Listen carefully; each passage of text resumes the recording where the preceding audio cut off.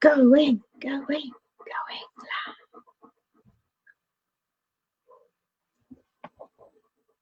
And Arthur's just given me his ball. He thinks it's time to play. Well, obviously. Hair looks nice today. Oh, thank you. It's not long been washed. You know, maybe about an hour ago. I'm liking the colour. It's settling down nicely, actually. Oh, well, I'm going to get it done on Friday. And I'm going to say, I didn't like what you did with it last time. It's not what I asked for. Yeah, it was too dark, wasn't it? Too dark. My issue is I'm worried that we're going to end up with, like, you know, spikes and being shut down again. I do not want it going, woo woo, grey hair, grey hair, grey hair. I want it to be like, hi, I'm grey. It's fine. You know, not like. You've been better off putting mixed highlights in it of your main colour and like a light ash or something like that with a medium ash. She said to me, she showed me in the book, and she said, like an ash blonde. I think it was like a medium or a dark ash blonde, right? And it was quite light. And I said, oh yeah, I like that. That's great. But what I think she's done is put my normal dark on the roots and put the ash blonde on the ends. And I thought she was putting the ash blonde up there. Yeah, you need to have all of that written down, obviously in big writing for this woman. Possibly words of single syllables. I'm gonna have the flipping manageress over. Oh well. Right, so who have we got in the house today? Who's watching? It's not telling us, but we've got somebody here. I think Nita was going to pop in. So anyone's here. Sadler's my mother-in-law. We said the other day that we would talk about shaping and lumps, bumps, and wobbly bits, for want of a better expression. So I might have done some homework. You're a good girl. Now, bearing in mind, this is an exact drawing of my figure. So, you know, try not to be rude. This is exactly what I look like from the side. Lovely, lovely boobage going on there. Yeah, and just a tiny little belly. Yeah. Nice tidy waist. Yeah, I did model this on Dolly Parton rather than me because I thought that would illustrate the boobage a bit better. But I had to shrink her boobage a touch. So here we are. So we've got a couple of core measurements, and we will have to do a little bit of maths and a little bit of measuring. So if you've got a notepad and a tape measure, and I will show you either on me or our lovely model Vicky, who's behind me. Hi, Vicky. What we need to do. She's a bit shy.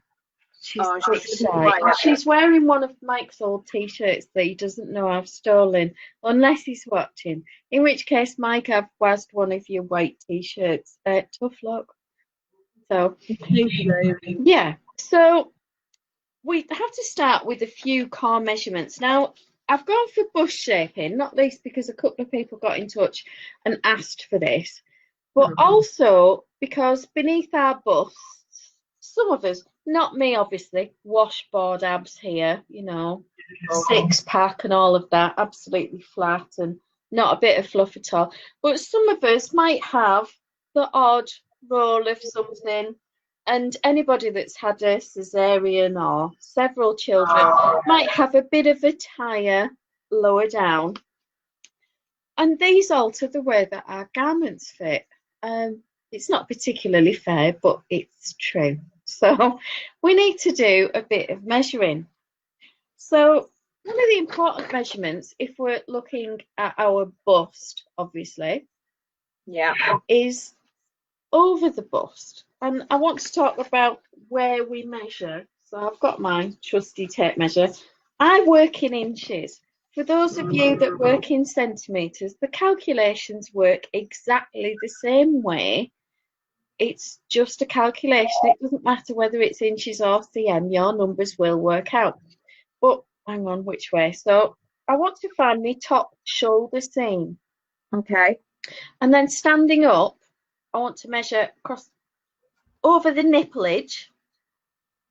The important bit, yeah. Down to the level of my natural waist. Now, I don't want to pull that tight. I want to make sure that's over that centre. to hold that tight at that shoulder, at the top of that garment, down to the natural waist. So I'll line it up roughly with my belly button, which is lower than I remember it being. I don't know how that. They move. Yeah, so that's around about 20 inches when I'm stood up. Okay. So we go back to the same point, that little top of the shoulder, top of the seam here, and we measure again, but this time we're going down the side to that waistline, and we're avoiding that boobage. Now, for some of us with a very full bust, we might have to tuck quite tightly into the underarm to be able to do that. Don't worry about that, but it's something that we'll need to bear. So again, we go down to that natural waist, and there should be a difference between those two measurements if we have some boobage going on. Now, if there's an inch difference, you're probably an A or a B cup, or there's some other fluff going on here that may also be going on at the back as well, and will have been sorted out in the size that you've chosen. So you don't necessarily need to worry about short rows for the bust, but say you're pregnant, or you've got a bit of belly ease lower down that suddenly protrudes in a way that you don't find flattering, then you might want to add a couple of short rows every now and then to give you an inch more just length, or you might want to do similar to the bust shaping before the hem, to give it a little bit of a curve at the front that just goes nicely around our sort of curved belly edge around the hip area. So that's something that you can think about as well. So we've got those measurements. I've got a spreadsheet I can share with you. Now, if anybody wants the spreadsheet, this actually forms part of a paid class that I used to do. Obviously, I'm not doing that at the moment because we're not doing in-person stuff. But if there is any interest, then I suppose I can see about doing that as some sort of relatively cheap paid download, you know, maybe £9.95 or something, just for setting it up. So we've got the calculations. Now, I'm sorry, peeps, but you need to do a swatch.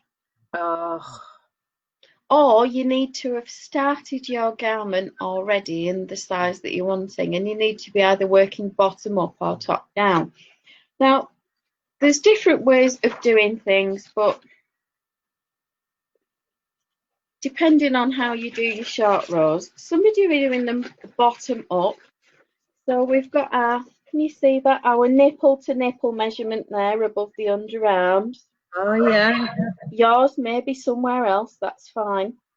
But your short rows working bottom up would typically start here towards the side seams and then get less and less and less and less and less and less and less. And there would be about an inch either side of those nipple points, because you don't want them going, here are my nipples, please take them, like gigantic arrows saying, woo, woo. So, I mean, if you've got fabulous knockers and you want to show them off, great. By all means, go to that nipple line. But for most of us, we want to be about an inch on to the outside of the nipple. Yeah. And work with this area, so an inch from the nipple or so to underarm seam, the side seam. So that's my side seam there. So that measurement's important to us, and that nipple to nipple. So the next thing we have to do, standing up, is we need to measure from side seam over the full bust, making sure that we've got on the kind of bra we are planning to wear with this garment, and that our knockers are kind of in the place that we want them to be, that they're roughly evenly presented, that one isn't 3 inches below the other because we didn't bother to do the straps this morning and one's been pulled getting it out the wash and that sort of thing. So you do need a bit of prep. Get your bra, and when you're putting your bra on, lean it forward and let your boobage sink into the cups, and then stand up, and you get less of the gaping or where perhaps your breasts are less full because you're a little bit older or lost some weight very quickly, they're not sort of sunk in the back of the bra with a load of cup at the front. We need to play around with our boobage to get it where we want before we do these measurements. Stand up straight, get someone to help you if you can. Underarm to underarm, over that full bust, a nice straight horizontal line. And we don't want 6 breasts. Sorry? We don't want 6 breasts. No, it needs to be even boobage. I mean, if you have a mono boob because you live in sports bras, then that's fine. That's absolutely fine. It's not a problem. Just make sure that that's what you're wearing when you do your measuring, because obviously sports bras kind of batten down the hatches and crush everything to the point where it can't move. And if that's not what you're going to wear with this top, because you only wear it for running, then just bear that in mind and don't wear it for measuring, because your breasts will be a different shape.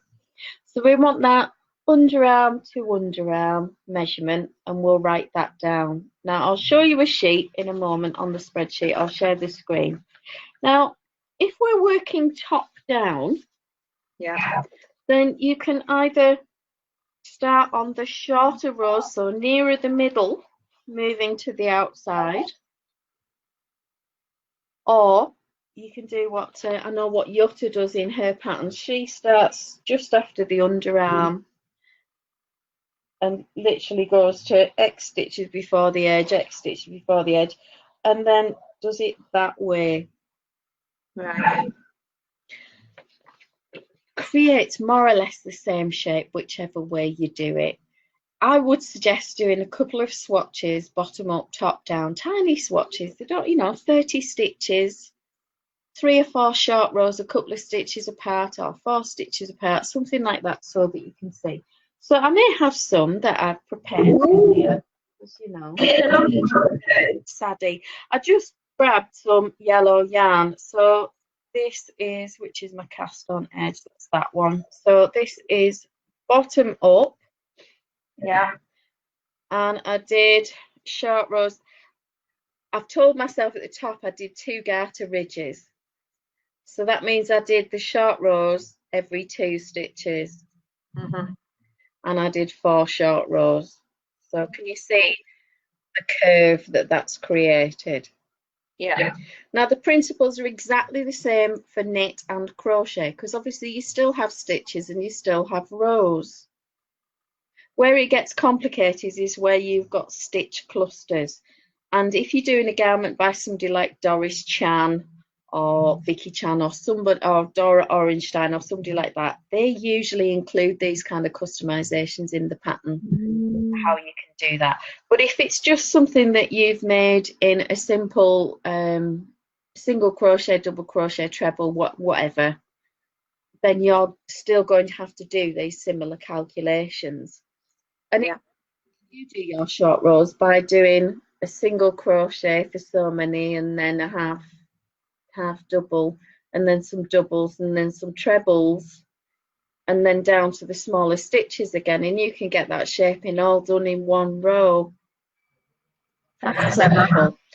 But then obviously if that means that the rest of the garment is in single crochets, then that's going to stand out. So you need to think about that. And it is, you don't have to wrap and turn for crochet. It's much simpler. You just basically turn around and work back. So it is nice and simple. But you can see the basic shaping there. Now, I wanted to show some more extreme shaping. Helen had been in touch, Helen Curzon, as we know, has a full bust. She's got beautiful boobage. She's got fabulous knockers. So she would want something with a more aggressive set of shaping. So on this tiny swatch, I think I cast on 30 stitches, and I actually did a short row turn every stitch. Cool. So I knit to the last 2 stitches, wrap and turn, last 2 stitches, wrap and turn, knit to the stitch before the wrap and turn, stitch before the wrap and turn, stitch before the wrap and turn. So you can see how it gives a much more prominent line, and you can see the line of it. And obviously if that were top down, then it would be more like this. Yeah. Okay, so it's sort of going, I mean, it nicely fits to the cup. So you could get a baby's head in there, I think, couldn't you? Yeah, but bottom up, obviously, then you've got more work to do that way. So if you had a pattern yoke and you were working bottom up, then you would do your short rows before you started your yoke. If you were doing top down and it had a pattern yoke, you'd finish your yoke and then you would do your short rows. And then we get to slightly more complicated issues. So I looked at the campsite cardigan, and for the size I'm making using smaller needles, it was 29 stitches for each front. So I just did a couple of swatches of each front, and I did 1, 2, 3, 4, 5, 6 short rows every 4 stitches, and I had 5 stitches clear at the inside edge because I had 29 to play with. And then obviously when you finish you would start with your, which way around? That's the right front as one, and then you would knit across the back around to here. And then this is the left front as one, and you'd knit to this end, and then you would start your short rows on this purl row and purl back to however many stitches your calculation said before the side marker. And then back that way, and then purl back, and then so many stitches before the side marker again. So this one was every 4 stitches, so we've got a wrap at 4 stitches before the marker, 8 stitches before the marker, 12, 16, 20, 24, and I wanted to keep 5 stitches clear here. Now on this particular pattern, it's worth saying with campside, and I have an illustration. Ooh. So campside is this style of cardigan. Right, okay. Okay, so this open bit here, I just took that as being my nipple measurement. Yeah.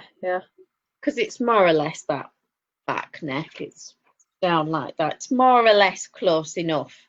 Yeah. So whichever size you were planning to make to fit your shoulders and your upper body,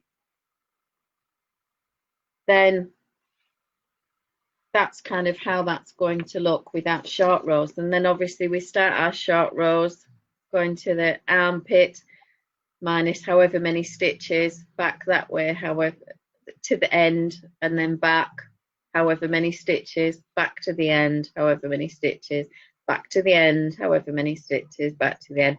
And then we would work our way around to the other side, and then we're reversing the way that we do it. On one side you do the turns on the right side, and on the other you do the turns on the wrong side, because obviously you want the wedges to be like that. I don't want to. So you do have to have your wits about you. So if we're working top down and we've got to the underarm, then that's the extra length that I've added a couple of inches.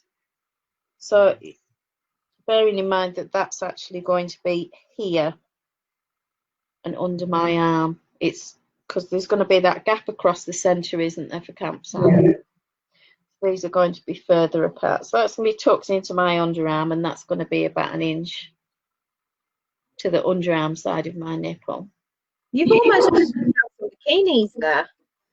Almost. So glad to see the back of them. I think it's interesting, if you look on the back, you can see the short row stitches where I did them every stitch. After 1 stitch on every row, and how different they are when I separate them out a bit more. You can see where the wraps are on the back of the work. And obviously with a bit of practice you get those to be neater and so on. And the main thing is, don't do your wraps loosey-goosey, but don't strangle the stitch either. So that's why swatching is really good in this case, because you don't want great big loopy holes or a line there that says, here are my tips, please take them. Yeah. So that's what we're trying to avoid. We don't want to do that. Yeah. So, bear with me. So I did a lovely picture. So about the nipple line and the side seam sort of, I've drawn it underneath the boobage because I didn't want to go over the top, but basically it's underarm to underarm, and then we do the calculation of the B minus the A to get C, which is 13.5 in that particular case. So 13.5 divided by 2 is the inches we will have either side that we've got to play with, and then from our swatches we can then calculate, and from our pattern, how many stitches that will then give us to then know how many short rows when we do our calculations. So shall I show you the spreadsheet now and then?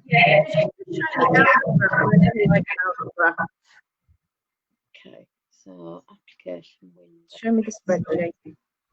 Okay, can you see this? Yeah, can see it. Right, so this is just the basic spreadsheet that I've been using for years. So I do my swatch, or I know my yarn and I don't need to swatch because I know that I can get gauge with it. So in this case I've gone with a DK gauge of 5 stitches and 7 rows per inch, which is 20 by 28 for 4 inches or 10 centimetres. Right. So I did those measurements, so length from shoulder to waist, going over the centre of the bust, over that nipplage. Oh yeah, 22. And then length from the shoulder, that's at the top of the shoulder next to your neck, along the side seam, cupping around the bust if you've got a lot of bust to get round, down to that side seam to your waist. And then we take, it's A minus B actually, not B minus A. Well, you know. Because I moved it round. A minus B. You've just done the same. No, it's because this thing's acting up, so that's good. I moved it round because it just didn't make sense to have it the other way. So I know that I need 2 inches more length on my front. Now, if we measured to, say, top hip, then obviously we'd have longer measurements, and that would also give us an idea in a separate calculation. So if we know we've got to add 2 inches for our bust, but we know we've got to add another inch later for our belly ease, we could also calculate that using this same calculation, if that makes sense. So we've got 2 inches. Yeah. So 2 inches times rows per inch, which is 7, gives us 14 rows. So we divide that by 2 because short rows are in sets of 2, a right side and a wrong side. Yeah. So that gives us 7 sets of short rows. And then we've got this side seam to side seam, which you can estimate from your pattern measurements from the schematic. Okay. If you haven't made it yet, or you can measure on you if you're designing something for you. So 22 inches that I've got there. And then nipple to nipple, I've got 8 inches. And again, I've put a note about while wearing the bra, you'll wear with this garment. So side seam minus nipplage is 14 inches. We take off another 2 inches because 1 inch either side of that nipple line, we want to avoid those short rows and any attention it might draw to our nipples. You know, unless you're a bit more of an exhibitionist. Well, you know. And then, so we then take 12 inches, divide it by 2 to get 6 inches. So 6 inches either side. The number of stitches per inch. So 6 times 5 stitches per inch is 30. And then we take that and divide it by E, which is our number of short rows. Now this gives us a weird number. Sometimes they work out perfectly. So it gives us 4.29 in this case. I would just do mine every 4 stitches. Right. But if you wanted to work it out, you could do, I don't know, half of the short rows. Oh no, you've got 7, haven't you? So that you could do 4 short rows every 4 stitches, and then you could do 2 short rows or 3 short rows every 5 stitches. And it would still be within your 30. Your magic number is your 30 because you can't go above that, because that's got the number of stitches that you need to work with. Okay? Yeah. Does that make sense? So we've got 110 stitches, which is our 22 times 5. So we know we've got 110. We're going to work in patterns. So we're on the front of our garment. It doesn't matter if we're working in the round or working flat. This could be a flat piece. Right. But we're going to knit on the right side to 4 stitches before the side marker or the seam or the knitted edge if it's just a flat piece. Yeah. And then we're going to purl back to 4 stitches before the other, having done our wraps and turns. And then next time it'll be 8 stitches and then 12 stitches and so on. So you'll do 7 wraps on each side, basically, and you'll be using 28 stitches by the time you've finished on each side. Does that make sense? Has anybody got questions? It's a lot more math than I was expecting today. Oh, Helen Gibson says she thinks you're broody with all this baby talk and design. Not broody, Helen. I'm having a granddaughter come in. I can't help it. I've got no choice but to be involved in baby stuff. Oh well, never mind. So I don't think we've got any questions at the moment. No, because everyone's probably going, well, possibly are. Possibly are. You're just too clever. I don't know how you do it all. I always have to modify everything to make it fit. So I'm just going to stop sharing with that now. I can't even get a bra to fit. Oh, well, that's another story altogether, isn't it? Let alone a top to go over the top of it. So let me just save that and close it. Get rid of that and close it. You're closing it all down. I seem to have an awful lot of stuff open that I'm not actually using at the moment. No, you've lots of brain stuff. Yeah, so the spreadsheet, it just comes with a 2 A4 sheet that talks through what you do and what they are, but basically the spreadsheet does the calculations for you. Brilliant. And you just put your own bits in it. Sorry? You've just put your own bits in it. Yeah, basically. Cool. I just need to look at protecting it and doing a couple of other bits with it. But usually I take it to a class and then we calculate for what everybody's doing. Now, a couple of caveats with short row shaping. It is up to you whether you start with the short row at the top, the shortest short row. So I don't know, we've got 100 stitches, we're going to knit to the last 4 and then the last 4 and then the last 8 and the last 8, and we're working up, so we're creating that kind of shape. Yeah. Bottom up. Now top down, you may wish to reverse that. So you go that way. Yeah. So it's all down to personal preference and very much depends on how you want that shaping, which is why I suggest doing the swatches so that you understand how they're going to look. What kind of difference does it make to the drape of the finished item? Does it make any difference at all, or not really? No. I mean, where you have issues is something like this where you've got stripes. Yeah. So, and I've put this on deliberately, I did say to you before we came on air, because being a striped garment, you can see the distortion in the stripes and the pattern that my body naturally creates with its curves. So if you were going to do 2 row stripes and add short rows, it would disrupt your stripes. Right, okay. So you need to be aware of that, because your short rows would be much more obvious. And it will go, look at my boobs. Yeah. Yeah, even if you start at the underarm, they're still going to finish in the middle somewhere, and then you're going to have to start with the next colour of stripe and pick up those wraps. And it could get problematic because you may not necessarily be able to wrap and turn on the last one, and it just makes things pig awkward.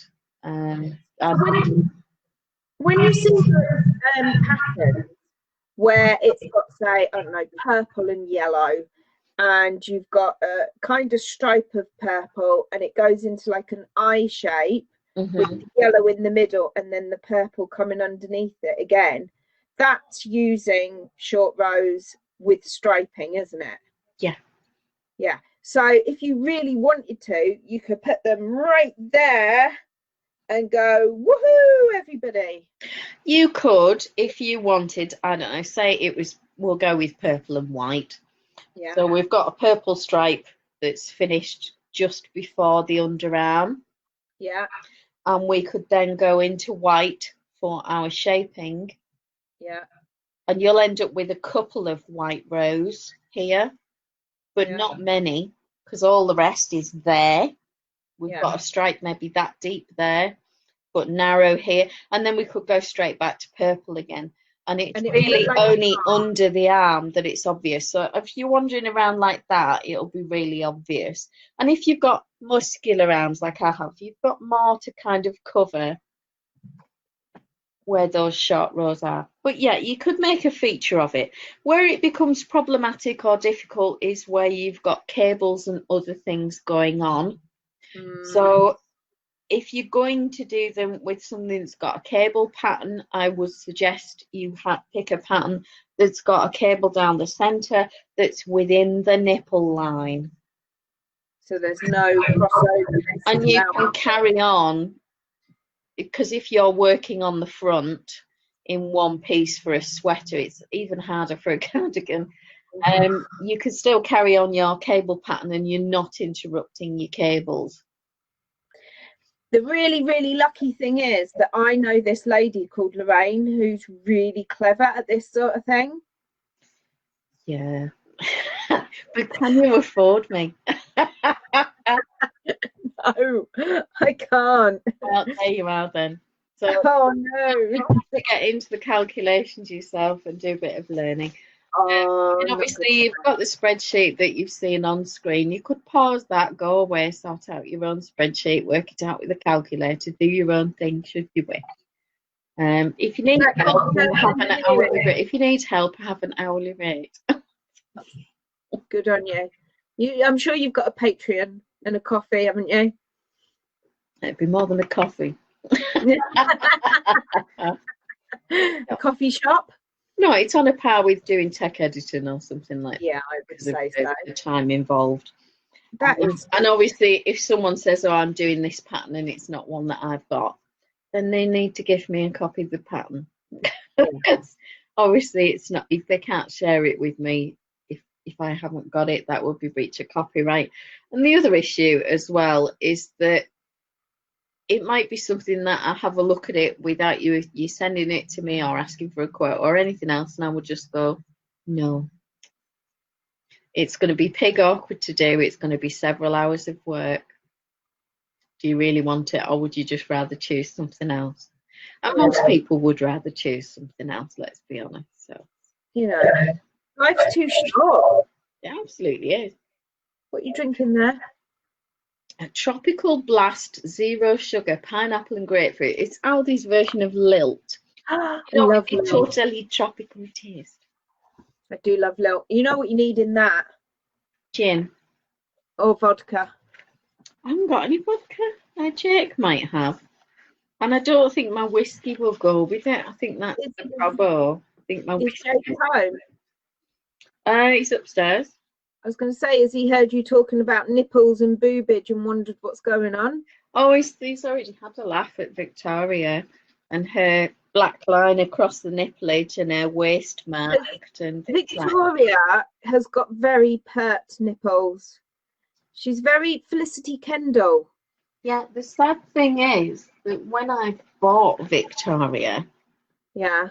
Sorry, darling, you were purchased. I was that shape. Bit more ample on the hippage, but no, waist and everything else matched Victoria. What size is she? She's a 16. Is she? She's got a lovely figure. But then so have you. Oh, absolutely. The washboard. Sorry. Your boobage is much better. So yeah. So I thought it was interesting. I think they're brilliant. Things like open face cardigans, because I put those four stitches apart, those short rows, but I could have done them 2 stitches apart and got 4 inches. So when that is incorporated into your fronts of your cardigan and you've finished it and you're wearing it, that hem would just sit nice and straight then, wouldn't it? Because it looks like a triangle, but because you're going over the mountains, it would sit nicely, wouldn't it? Yeah, and you do need to do the measuring and the swatching to understand exactly how much mountain you're covering. Yeah. And then lower down, if you've measured down to top hip along the side seam, around the bust, and then over the full bust and belly edge down to the length that you want, and there's a difference there that's more than the bust darts that you've done. Say that's another inch, and on this is 18 by 24. This is Aran on 5mm. So that would be another 6 rows. So you could just do 3 sets of 2 short rows. Yeah. 5 or 6 stitches apart, something like that, just on the front for that belly edge. You could just do 1 set of 2, work another couple of inches, 1 set of 2, work another couple of inches, 1 set of 2, work another couple of inches, get down to your hem, do your hem as normal. Or you can work down to the point of doing your hem, whether that's ribbed or garter or whatever the finishing is. And then you could do the short rows in the way that you did for the bust, where you did them every so many stitches. But instead, because it's a joined piece, you're creating more of a curve than a triangle, because obviously this is meant to have 8 inches of body in between all of that. Yeah, so it's more of a soft curve. So what would you say was the advantage or the better reason of doing some short rows around the bustage area rather than just adding some length to the front at the bottom? If you are working in the round, that's a bit difficult to do. The only way you can achieve that is with short rows. If you are working on a seamed piece, then you would have to be very careful about your seaming, because your front is potentially going to be 1, 2, or possibly 3, even 4 inches longer than the back. So you need to line up your armholes and your shoulders. And then you would need to kind of ease the front seam into the back seam. And it might be that you pick up 3 stitches on the front to every 1 or 2 on the back when you're doing your seaming to make that work out. I wouldn't find that difficult, but if you're not competent in your seaming, it can be quite hard to do. And then you get to the bottom and you've got a floppy inch that you forgot to incorporate. So there's nothing worse than floppy inches, is there, love? You know, nobody wants a floppy. No. Or you could end up with ruching where you don't want it. Absolutely. And they're the kind of difficulties with it. If you're working in the round, or you're working on something like this where it's in one piece and you're not seaming, then short rows are a lot easier because you can incorporate it into the pattern. But you do need to consider, if you're looking at stripes or a cable pattern or something else, if it's only on the back, or it's only on the front, or it's only in the centre, then you need to be able to work around those elements and keep that pattern going. Cool. That seems sensible. Yeah, it definitely does. I feel like with Helen, I'm probably teaching my grandma to suck eggs. Helen knows everything. She's very good. Her cables, she was working on another strip from her cable blanket last night on the Zoom call. It's just absolutely stunning. It's not fair. Some people have all the talent. Well, and all the patience as well, because how many times was it the other day where you'd ripped out of 100 crochets, you only had like 14 or something ridiculous left? I mean, that's not pleasant, is it? That's design, unfortunately. I knit my knickers 3 times. That sounds like a sentence I didn't think I'd ever say. Well, no. But there you are. Well, I knit my knickers 3 times. Yeah. Don't seem Oh. How are you getting on? I has a sleeve, a 3-colour sleeve. I love it. So this was with the 14 grams that were left of the 50 that the dogs have destroyed. This sort of pink stuff. I'm not sure. I don't hate it, but I'm not sure I love it yet, but I will. Okay. And then the other sleeve where I just used the 2 colours because I couldn't find the other bit that they hadn't murdered. So, dogs. So we've got uneven sleeves, but that's fine. I like that because it is meant to use up scraps. And I've weighed my scraps as well, so I'm done. I think I'm about 6 inches below the underarms now. It's looking gorgeous. So it's knitting up quite nicely. Yeah. Mods. Did I do any mods? Oh, I did an M1 just before the joining row. Yeah. And then knit the last stitch together with the first stitch of the other one just for a neat join and no leaky back. Are you putting any boobage stuff in on there? I haven't put any boobage stuff in. I will do some hip shaping. And that's the other option, where we've got hip shaping rather than worrying about the length, because we've bought or we're making a pattern size that gives us some ease. Yeah. Then we may need to think about how long it's going to be and work in some extra calculations for hip shaping after waist shaping, or do we want to do any waist shaping? Are we going to go with negative ease at the hip, which you can get away with, but if you then cast off too tight, will you get it over your bum? So this issue, you do have to be careful. Helen says most blocks are worked twice on the blanket to get the extra stitches needed correct to keep the strip the same-ish width. Yeah, for all the joining, I can imagine. I can't believe the dedication. Calculation. Oh, and she likes the sleeves. Thank you. I like the sleeves. I mean, I love the colours because obviously I bought them and I picked them anyway. This is Picnic. It's dropped Fable, I think. That one's Lavender Dream. And this one's called Pink Dream or Pink Mix or something like that. This middle one. It's not quite as thick as the others. I can really feel a difference. I run my hands along it. You can't see it though, not from here. Anyway. You can feel the difference. I think once it's steam blocked, it'll be fine. But I'm loving this antique pink. That's gorgeous colour. Isn't normally me. And then I went back to the pink for the cuffs. Yeah, I did my cuffs in the main colour. That's the whole point of Vera. She's supposed to be unique by the choices that you make on your sleeves. Oh, there you are. And I've run out of yarn. That's why I've stopped to get another ball. No, not another one. So that's 2 jumpers that run hold because you've run out of yarn. Oh no, not run out. Just need another ball. I've got balls all around the house. I must have 200 of these in the house. Oh, that's all right then. I'm not going to run out of that stuff anyway. Disaster averted then, is that? Precautions. So yeah, I was going to work my way to a couple of stitches before the underarm, and then my cheat way of doing it is usually I keep the tail for weaving in. I'll join the other yarn with maybe a 6-inch tail, and then I'll use both yarns to knit about 8 stitches very tightly.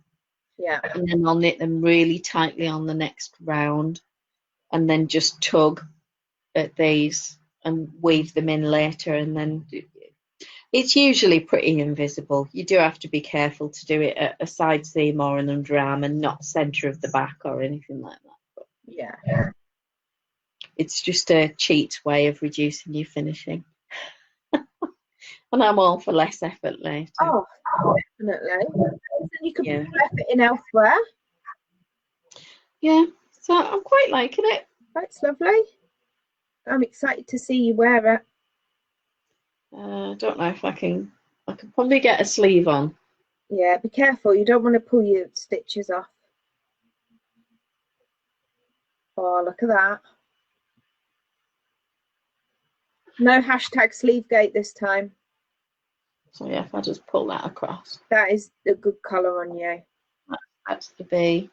And obviously, I did think about would I have time, but I was busy faffing about with my swatches this morning for everybody. So otherwise, I'll the V on the neck. It's gorgeous. So do you think you might, a couple of days if you don't move off the sofa? I think it'll still probably take me at least a week, even if I knitted on it every day. I've managed to do that yesterday. Excellent. About half an inch. Yeah. Finished this sleeve. I was about there on the sleeve in the morning, and I did both cuffs yesterday. I just put the other sleeve onto a thread while I figured out, did I want to continue in the colour or did I want to do the main colour for the cuffs? But I think I'm glad I swapped the main colour for the cuffs. But yeah, I like the way the colours are playing together. I'm disappointed that the Labradors killed what would have been the centre section on this one. But that's fine.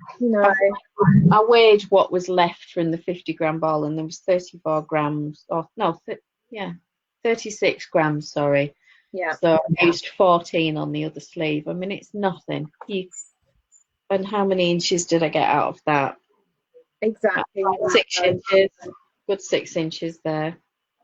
I think on my one, I used loads of about, 15 grams here and 10 grams there. Lots of different little balls because I went through and separated them into two.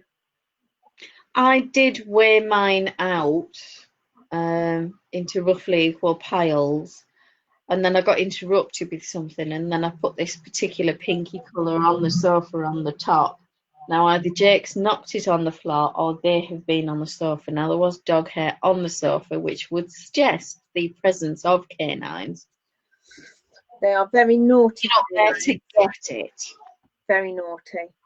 Yeah. I think overall, despite the fact that I do love the blue, I think you made the right decision. I think so. Oh, Nita says that's got to be gorgeous. Thank you, Nita. I'm really pleased with the colours and how it's going. Of course, I knitted this with Nita last night. What were you working on, Nita? I don't think we got to see, did we? Oh. So it'll be ready just in time for the weather turning then. Should be. Perfect. Certainly well before the deadline. I'm expecting my yarn to come soon. It's been dispatched yesterday. When's the deadline for this one? Oh, I don't know. But he's only going to be like a 4-year-old size, so it's not going to be huge. It's not going to take your Malabrigo Rios, yeah. I'm thinking to do the kiddie sweater in the is it azules or something it's called, the blue, and then keep the teal feather for moi. It's quite a strong teal. It is quite strong, yeah. And she did say his favourite colours were blue and red. She didn't say teal, so just because I liked it. I had to laugh when I was doing stuff for Becky's little girl, Isabel Grace, earlier in the year. Yeah. And the thing of doesn't like red, but has worn that little wraparound cardigan and bonnet until it's almost worn out. Doesn't like teal, but cadged the teal cardigan I made for her sister's little boy the year before. It's funny, isn't it? Yeah. But, that's sisters, isn't it? And sibling rivalry. Oh, Nita's saying she finished was it a mystery knit-along shawl from Ravenknits? Oh, I bet that was beautiful. She's so talented. She does such amazing stuff. And her cables and lace work, my God, put me to shame.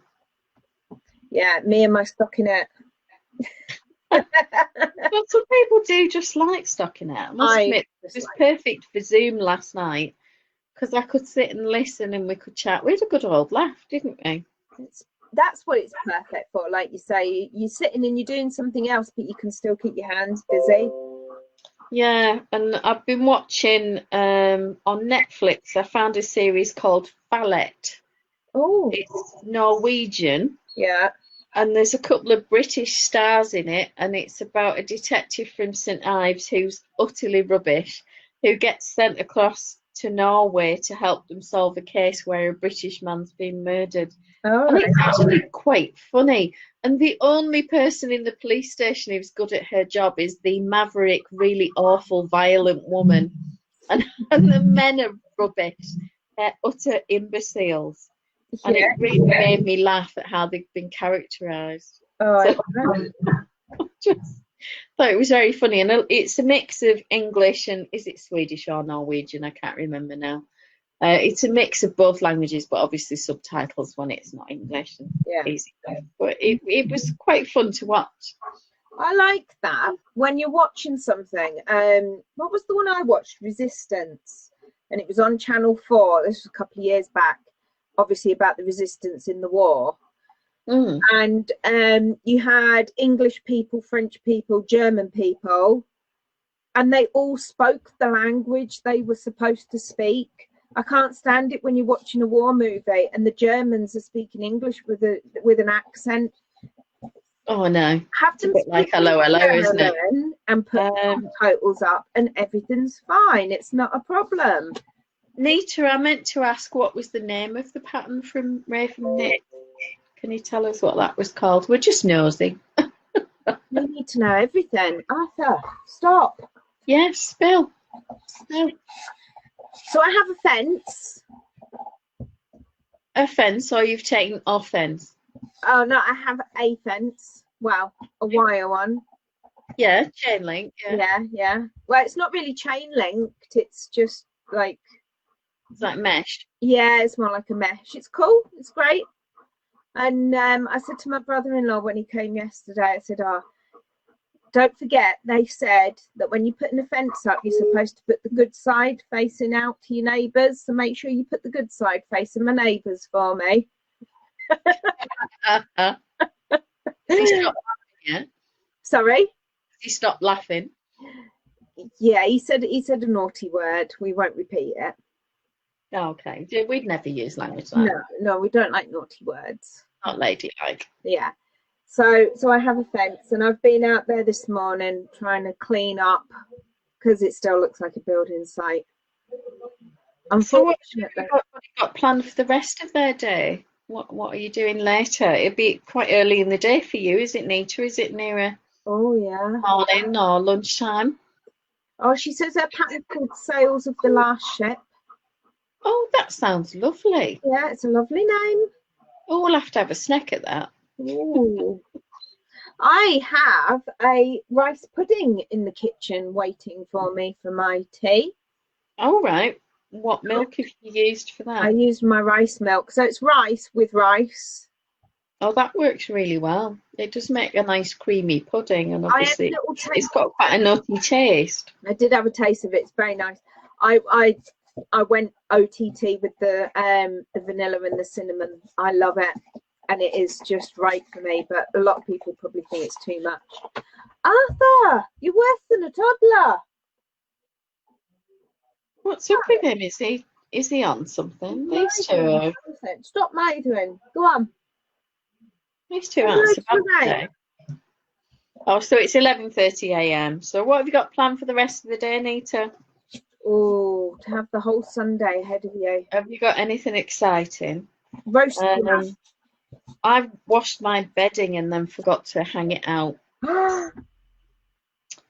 I don't know whether to throw it over the banisters, in which case it'll probably be dry mostly by morning anyway, or just leave it in the machine till tomorrow morning because we've got another hot day tomorrow, I think. Yeah, I think we're all right. The rain's coming later in the week, isn't it? We're going to have thunderstorms at the end of the week. I believe so. I mean, what is that all about? I know. It's rude. I've got a lot to do in the garden. Why can't the weather behave? Oh, it's just nobody told the weather, did they? 24 degrees tomorrow, 24 the day after with thunder later on. Oh, while I've got a board meeting, I might get cut off from my board meeting. Oh, that'd be shocking, wouldn't it? Wednesday, 21 degrees and dry. Thursday, thunderstorms and rain. But I've got a board meeting at 4 o'clock, which finishes about 6, and then we're live at 6:30. So I'll have to have an early dinner or eat it during one of my meetings. Yeah, it'll be fine. We don't mind. Kind of my plan. Oh, this dog, I'm sorry, he's just driving me mad. It says on the news that Simon Cowell's broken his back falling from an electric bike. Oh dear. Well, you know, he shouldn't have been lazy trying to have an electric one. He should have had a proper one. He'd have been all right. Oh dear. They've got a young child, haven't they? I think is he about 4 or 5 now? Eric? Oh, Nita says she's probably trying to organise in that disaster of a room she was sitting in yesterday and trying to hide the mess. Well, from what we saw, there was a lovely little sewing station. There was a wall of, you know, like cube storage, Emma, which was filled with yarn. I was jealous to get my hands on and have a good nurgle at all the yarn. Yeah. And she had a nice comfy chair, and it was lovely and light. I thought it was fabulous. I'm so jealous. I need some storage in here. Yeah, I think everybody was a bit jealous of that room yesterday. So it's not a disaster of a room. Honestly, you could see what's off camera in here. Yeah, it's similar here as well. I've not swept the floor today, so I've got enough hair to make a new dog. Yeah. Caitlin vacuumed upstairs for me yesterday, and then this morning I did downstairs. I just sort of like quickly swept up a little bit. All right. Well, Jake's getting himself organised for his trip to Sicily. Ooh. Going to, is it Catania? Very jealous. I'd love to go to Sicily. I'd love to go to Sicily, but he can tell me all about it. He's been insanely jealous since Mike and I went to Rome on our first trip away on our own together many years ago.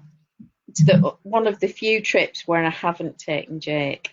Yeah. And he's really wanted to go to Italy, so I'm glad he's getting the chance to see Sicily at least. It'd be beautiful, and the weather will be fantastic. It'll be a lot hotter than here, though. Oh, Nita, I'm on vacation this week. Organising that room is her main goal, and it's a good thing you couldn't see what was off camera. Well, you know, if I showed you this room, you'd probably never talk to me again, Nita. So how's he feeling about the whole flight thing? Does he have to quarantine when he gets back? He doesn't have to quarantine when he gets back.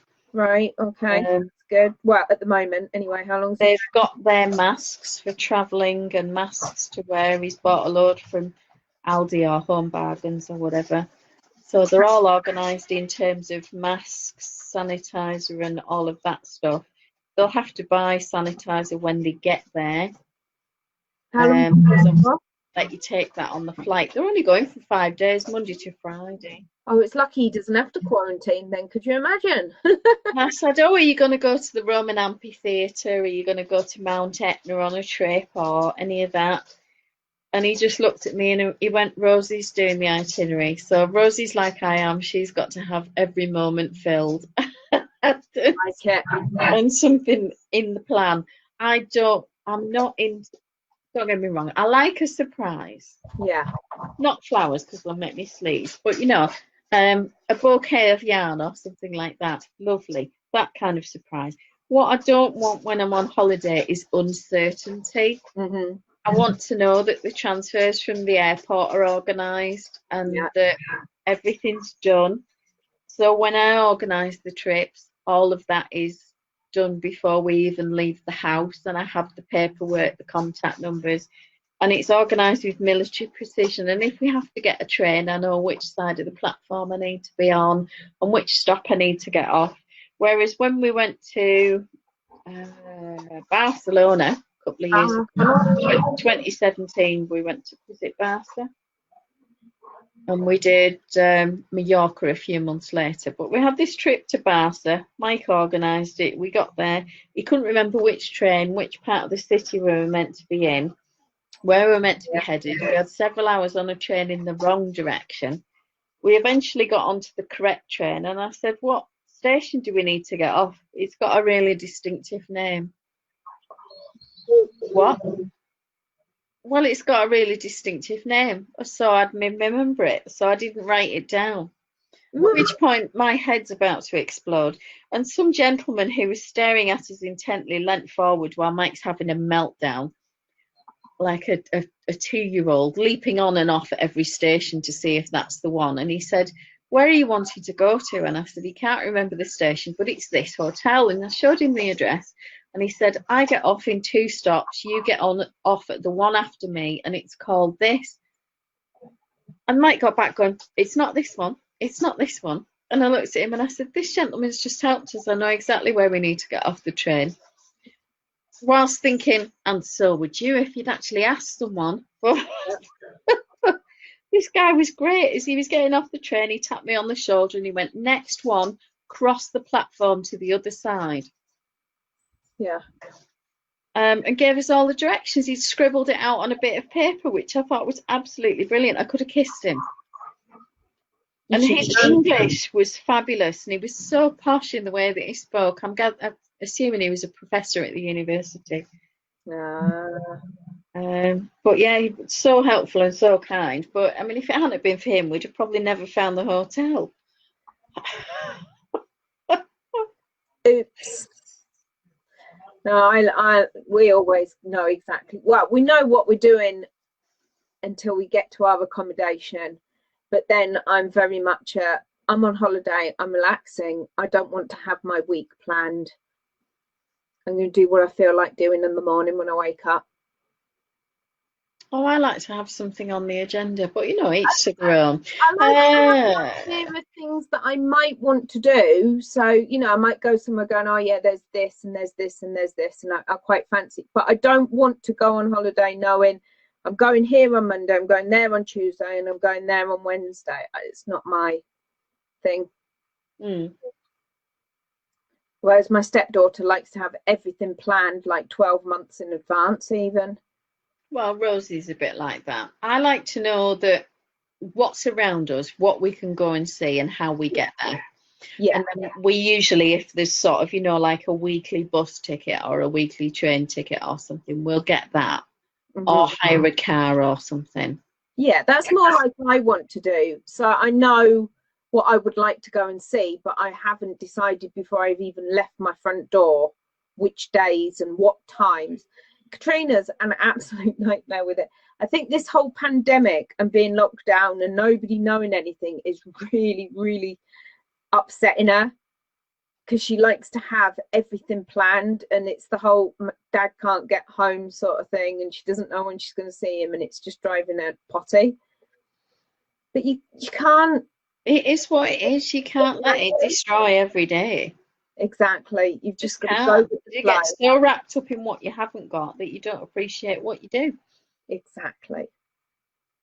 It's all right. I'm still working on my husband to come home permanent now. I've said to him, I'm not living like this. Because he was like, "Oh, I'm gonna book for Christmas." I was like, "You're having a laugh, aren't you? Does that mean I'm not going to have seen you for a full year?" "Oh, well, you know, I might get home beforehand. It'll be a bonus if I get home beforehand." I was like, "A bonus? You're having a laugh, aren't you?" And then he keeps trying to tell me that it's only just over a year until he retires. He retires 2 years in October. So where's this whole other year gone? I don't know. Maybe he means the Christmas after next. Well, yeah. Ho hum, eh?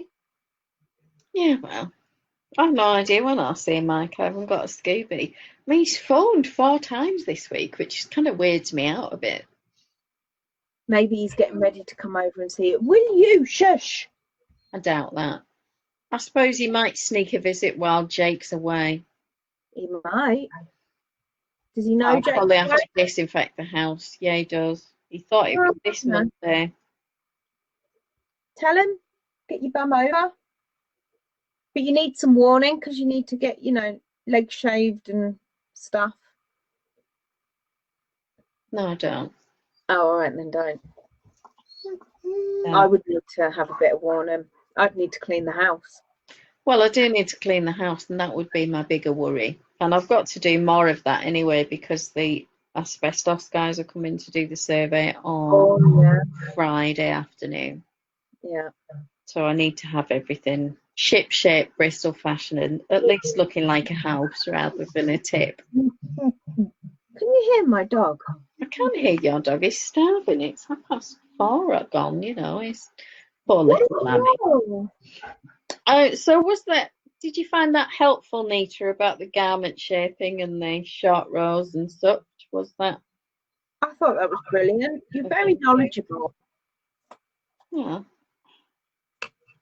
I suppose it's just finding ways to make stuff fit, isn't it? The way that you want. It's just something I've always had to do. As opposed to my method of just knit it and hope that it fits at the end. Oh, so Helen says strip 2 cast off now to see if it's the same length as strip 1. I have every confidence in you, Helen. And I'm absolutely certain that you've got this. And if it's not quite right, I'm sure some judicious blocking will solve any minor issues, because that's what blocking's for. Block aggressively. Well, it's not always about stretching. Sometimes it's about scrunching something up. It's just about shoving things a bit more together. Yeah. You don't always want everything bigger, but you know. Yeah, but you could aggressively block the other one. Yeah. Yeah. Or aggressively block one and squinch the other one up. To hope they meet in the middle somewhere. Yeah, I've got 1 stitch more in one sleeve than I did in the other. I don't know where the rogue increase appeared, but I got rid of it at some point. But it'll be fine. You can't tell. No one will be looking that closely, will they? No, and anyone rude enough to point it out. I mean, it's quite hard to spot because it's in one of the coloured bits. So, well, you know, if they struggle to see with the way that Fable is with its patterning. Exactly. If they do, what you want to do is, you know, get that pointy stick thing that you've usually got in your hand. Oh yeah. Okay.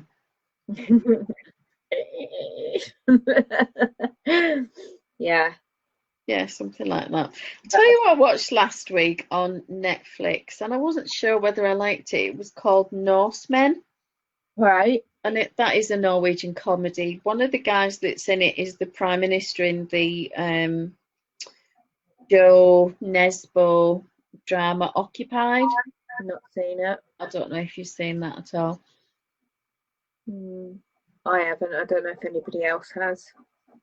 Well, Nita says it was helpful, and she thinks it would be good to sell the spreadsheet.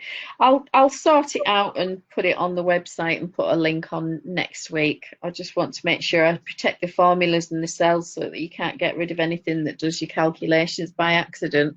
And then have to come back. Help! And then have to come back to me and go, how did I do that?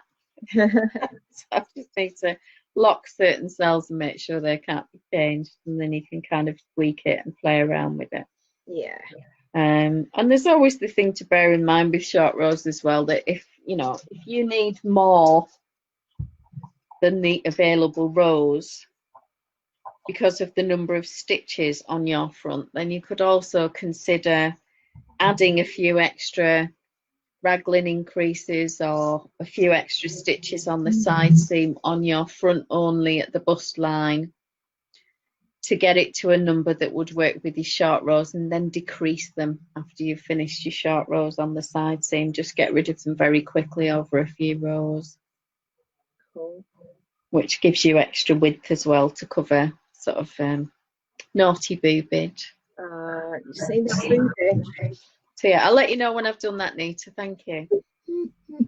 So just really simple, but it just saves anybody having to set up the calculations and worry about whether they've got it right. Well, yeah, I mean, if you've already done all the hard work. Yeah, I should really do a video or a presentation or something. Yeah. I'm sure it'd be a hit. to go with it. But yeah, like I said, you know, all that hard work you've put into it. well, yeah, just a bit of thinking and a bit of swatching. That's the big thing that people fall over with, is not understanding the number of stitches and rows put in. I don't understand the whole anti-swatching thing. I love swatching. I like playing around with the yarn and seeing what it Yeah, would be and how it drapes, so I'm quite happy to swatch. yeah, I am. Oh, have a good walk, Helen. She's off out with Gilly. Give Gilly a cuddle from us before he gets muddy or anything. So. I'm gonna have to sort this one down here. He's just flopped down in a right huff. Oh, it's because you're mean. I am. Oh, mean mummy. Oh, well, there you are. Right, well, we better crack on. Lovely to see you, ladies. Enjoy the rest of your day, Nita, and good luck with the craft room. Can't wait to see more. Oh, yeah, we need photos, definitely, so that we can all be really jealous. Yeah, I think that would be fantastic. I don't know whether to dig out my cat bookends and put some books on my coffee table over near the front window and try and make it look like I'm vaguely educated. You're very clever. Stop it. Oh. Knitting maths and shopping maths, that's my limit. Yeah, I'm not even very good at shopping maths. When they do all this physics stuff, you know, when they've got some smart aleck in a detective thing or whatever going, oh yeah, and you divide that by that and then the cosine of the what's it. Yeah, whatever. Do you know what my shopping maths consists of? What? Have I spent loads already this month? Do I think I'll get away with it? Do I think my husband might moan? That's my shopping maths. Oh, well. Maybe he does need to work another year. Well, yeah, I haven't bought all the yarn yet. Well, there you are then. You need some more of that azul. I do, yeah. And you need to be able to shake your tail feather.